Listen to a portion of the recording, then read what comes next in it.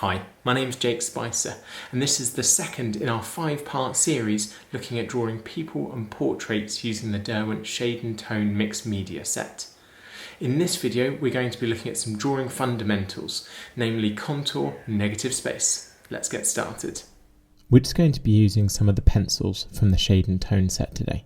So I'll be using the terracotta drawing pencil and the 3B graphic pencil on some white cartridge paper.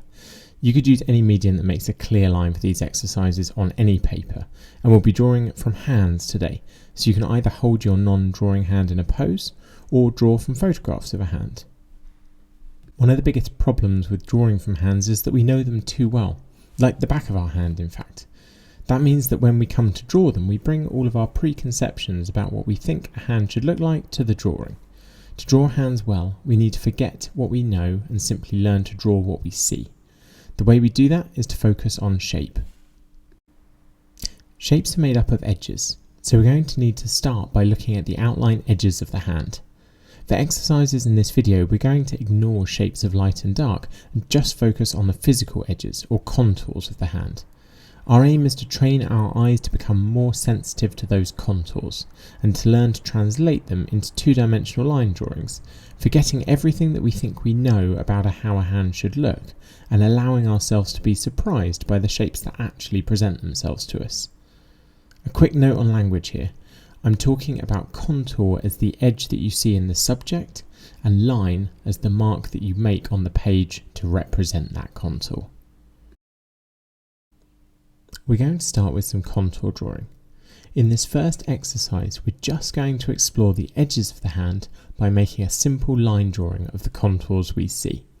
Imagine that your eye's point of focus and the tip of the pencil are the same thing. As your eye moves around the hand, your pencil will follow the same movements on the page at the same speed, recording the journey that your eye takes. First, we'll start with the outline of the whole hand. Let your eye move over the hand slowly and steadily, and make your draw mark at the same speed.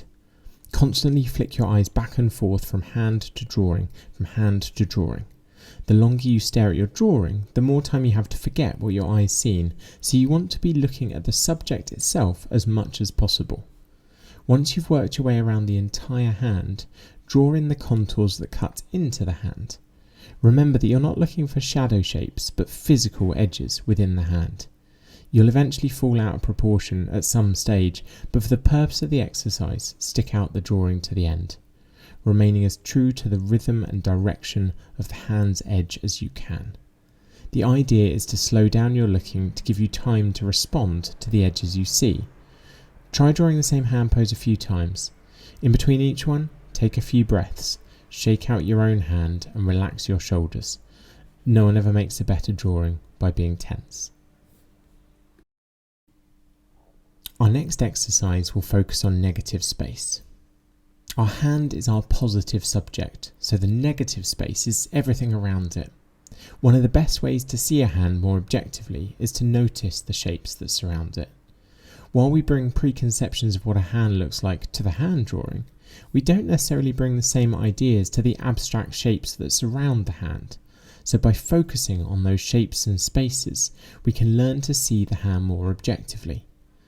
So for this exercise, you're not going to draw the hand. You're going to draw the spaces around the hand. Start off with a space between two fingers. Draw it as precisely as you can, noticing its overall character, often a tapering wedge shape. Notice the edge of the shape is the same as the edge of the hand. You'll see that there's no line in the subject. The line that you draw on the page stands in for the boundary between the contour of the hand and the negative space. Fill in the negative spaces, trying not to think too much about the hand at all, but focus on the space itself until you're left with the pale silhouette of the hand on the page.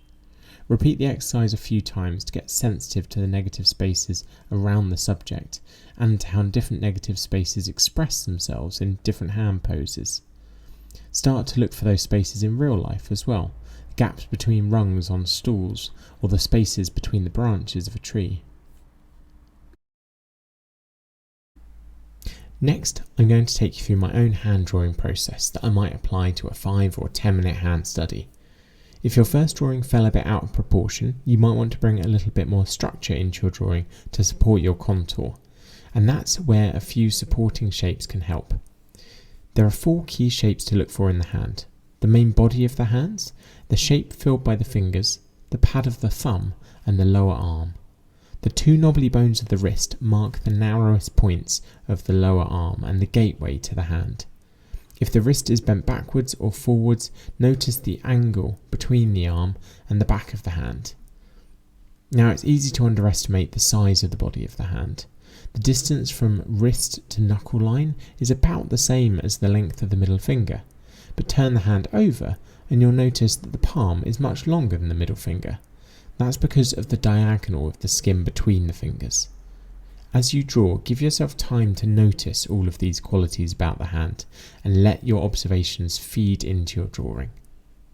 Now, using the terracotta drawing pencil, I'm going to roughly establish the 4 main masses of the hand, starting with the knuckle line and the body of the hand, then the wrist and the arc of the fingers, establishing a line which joins the fingertips, the edge of the little finger, and the edge of the index finger. The thumb bolts neatly onto the side. Once those big shapes are established on the page, I'm going to start to cut away the negative shapes, looking at the rough character of each gap between the fingers and noticing the shape of space between the thumb and the hand. Don't be afraid to make changes as you draw. A drawing is a record of exploration, and as you discover more about the hand, you might find yourself revising your earlier observations. That's a really important part of the process. Building on the simple shapes, I like to break fingers down into more manageable units. Each finger is made of 3 units, which get smaller and taper towards the fingertip. 2 units in the thumb. They can be roughed out as rectangular blocks, and that kind of gives the initial drawing almost like the look of a fingerless glove on the hand.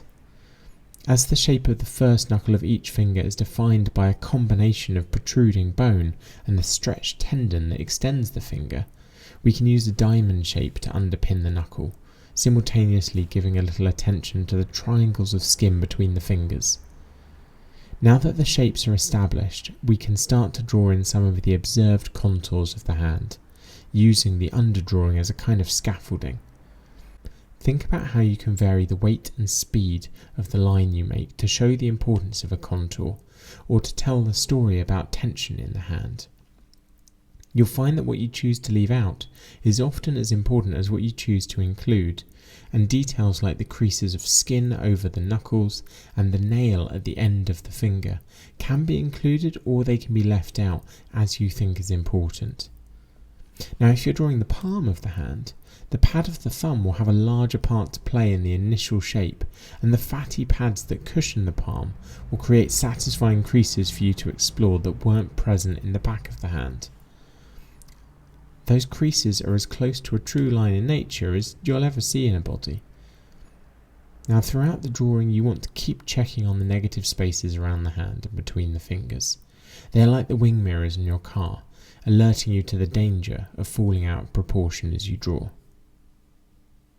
Now, you can take this approach, adjust it to your own preferences, and combine it with the exercises that we looked at earlier to strengthen your own hand drawing process.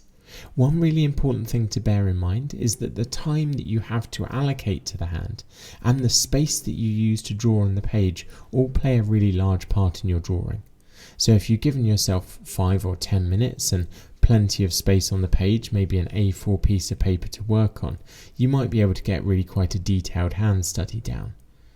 If you've only got 30 seconds and a tiny corner of the page to draw the hand as part of a larger figure, you'll have to come up with a more efficient and simpler process. All of those elements feed into your own drawing, and what's important is that that drawing process is authentic to you. Thanks so much for watching today. In our next video, we're going to be looking at light and shadow in portrait drawing. See you then.